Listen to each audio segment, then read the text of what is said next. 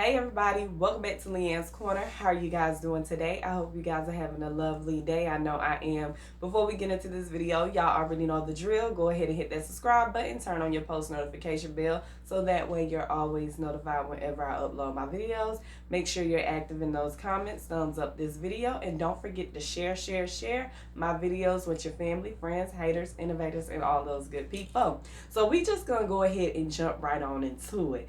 Today's video is going to be very different. I am actually doing a story time about the time I was arrested and had to serve 24 hours in jail. Yes. So I was arrested for aggravated battery and assault. The victim was my daughter's father. And let me just take y'all back.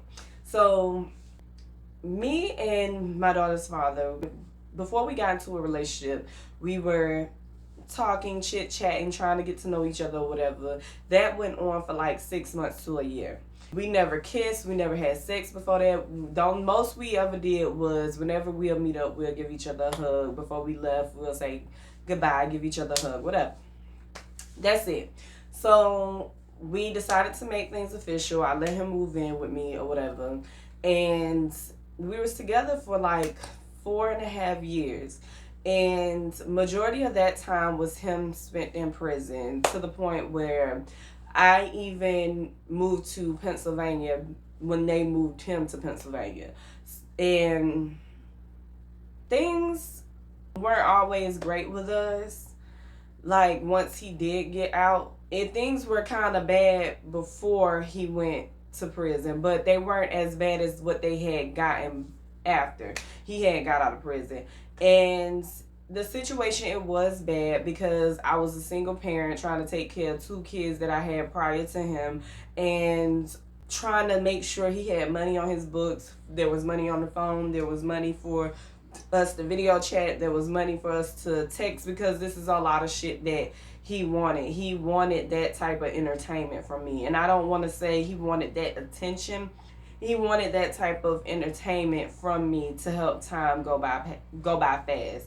Because as I reflect on things in that relationship, I realized, especially after we broke up, that he was never with me because of me. He was with me because I was somebody that took him off the streets. And then when he got home, I didn't have that anymore. I didn't have a home for us, which in the state of Florida, it is kind of, especially where I'm at in Florida, it is really hard to get a place anywhere, whether if it's subsidized housing, Section 8, HUD, whatever. Like it real estate, private owner.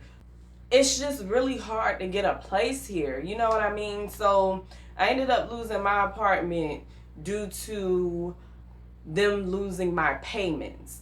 And when I moved to Pennsylvania, they tried to offer me my apartment back because they had found the payments that I had been making, and I just wasn't in Pensacola at the time. So he gets out 2019, a week before his birthday. My parents did not want him staying at the house. They didn't mind him coming over, but due to the prior issues that they had with him in the past, they weren't too fond of him at all.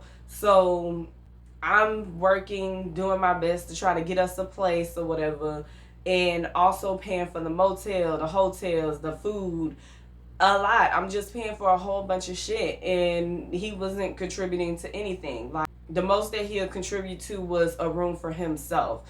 But majority of the money that he was making when he was working, he would keep that money to himself, and I was basically stuck with all these responsibilities.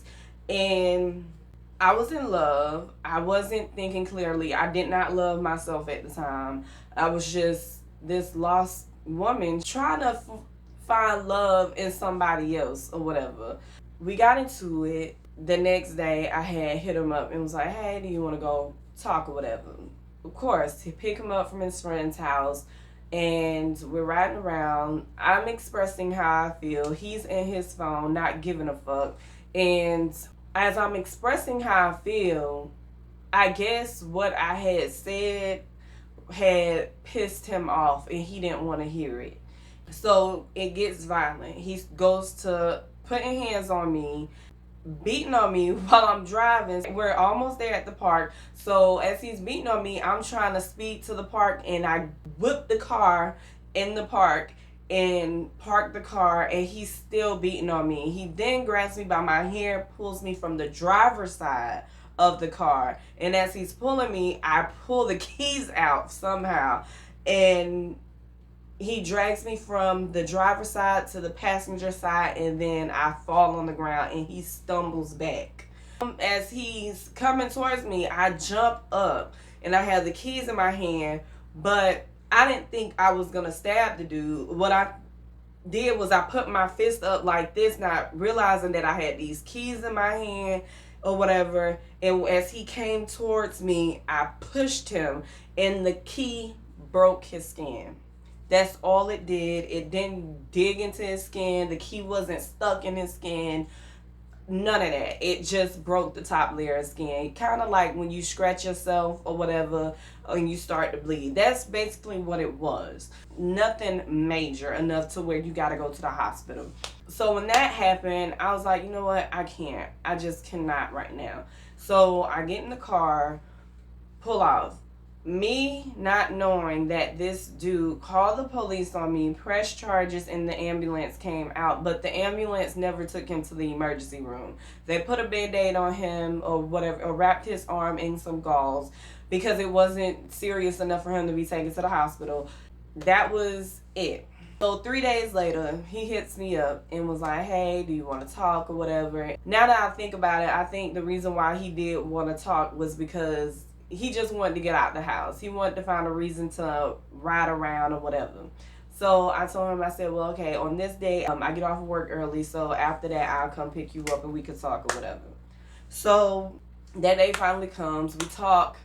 We're in the car riding around. We're talking, and all of a sudden, the city police get behind me, hit the lights. I pull over. There's one officer on his side and then the other officer on my side. And he's like, the officer on my side was like, hey, do you know why we pulled you over? And I said, no. And he was like, well, there is a warrant out for your arrest. After he got my name or whatever, he was like, there's a warrant out for your arrest for assault and battery. I'm just like in shock because I don't know what the fuck is going on. I'm just shocked at this moment. So the officers turned to Chris and they asked him what's his name or whatever. They radioed that in and they or whatever, and the lady was like, yes, Mr. Winston has a warrant out for arrest and the victim's name is Christian or whatever. So I look over at him and the officer was like, what's your name? He asked what's his name. They get his name. Both officers were taken aback. They looked more so pissed than anything. And he said, are you kidding me right now? He didn't tell you that he pressed charges against you because of an incident that happened on this date or whatever. And I said, no.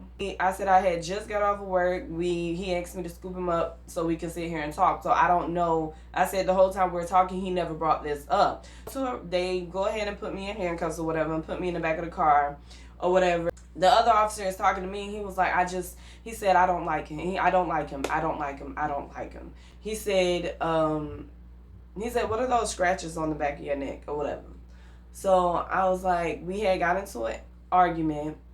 It turned violent, and these scratches came from that argument. I'm hysterical. I'm panicking. I want to go see my kids. I don't want to be in the predicament that I'm in. I'm pissed. It's so many different emotions that's rolling through my body at that moment to where, like, all I could do is just sit there and cry. We get down to the jailhouse or whatever. That officer stayed with me until I went upstairs. It was horrible. It was a horrible situation. Like, I didn't get beat up or anything, but the fact that I was there, someplace that I said I would never go. I would never put myself in a predicament where I have to be incarcerated or have to even be arrested and go down to the jailhouse, not even for 24 hours, because I'm not built for that type of shit. I get upstairs. It wasn't as bad as I thought it was, I guess, because I wasn't in there as long. The only time that it had actually gotten bad was when I was getting released. And when I was getting released, someone in the next dorm had stabbed a officer. I thought that was gonna prolong me getting out and everything, but they had that shit under control. Whatever. God was with me that day because they let me right out as that was going on. My bond was $1,000. Let me go back. So the next day I had court. The public defenders that were in there noticed that I had scars, scratches, and marks on the back of my neck from the incident. So they had it was a video court or whatever. So they had me turn around and show the judge. During this time, he was at the actual courthouse. He was in the courtroom with the same judge or whatever, and he's trying to convince them that he wants to drop the charges, that it wasn't my fault or whatever. He didn't mean to press charges. He loves me, blah, blah, blah. Just a whole bunch of, fuck nigga shit. So the judge realized that all these scars on the back of my neck, and then they go to look at his arm to where I stabbed him, and he's already healed. Because like I said, it only cut the top layer of skin. It wasn't like something that dug into him.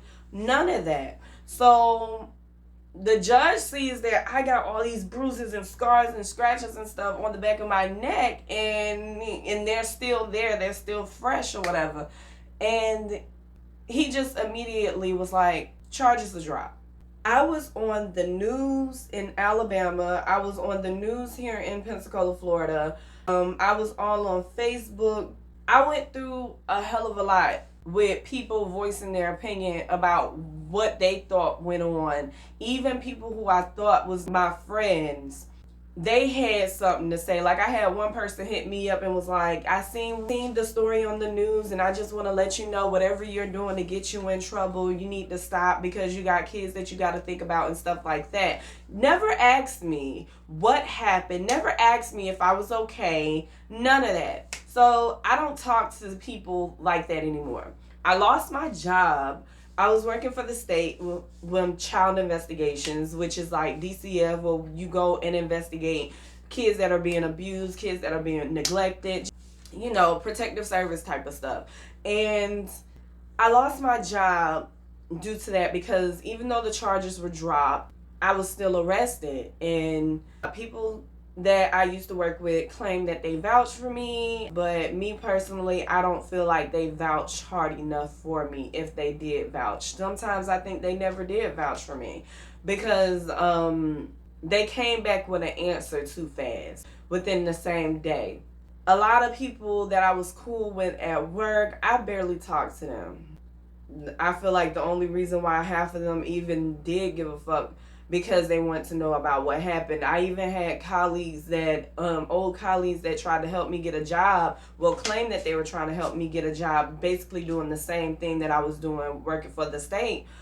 When I would go in for an interview, it wasn't no job related type of questions. It was, hey, what happened on this day right here? And that was the fucking interview. And I would explain to them what happened, tell my truth or whatever, and I never would get the job. You know what I mean? So it was like, y'all just invited me in here to figure out what was going on. Y'all just basically invited me to do an interview just to be fucking nosy. I don't think anyone tried to give me a job because they care for me as a person, they care for me as a mom, or they care for me as a colleague and knew what type of person I really am. They just did the shit just to be nosy, because if I'm going to these interviews and the only thing that y'all are asking me is what I was arrested for, the interview's over with, then like y'all didn't invite me to this interview to see if I was a good candidate for the job. Y'all invited me to this just to be fucking nosy.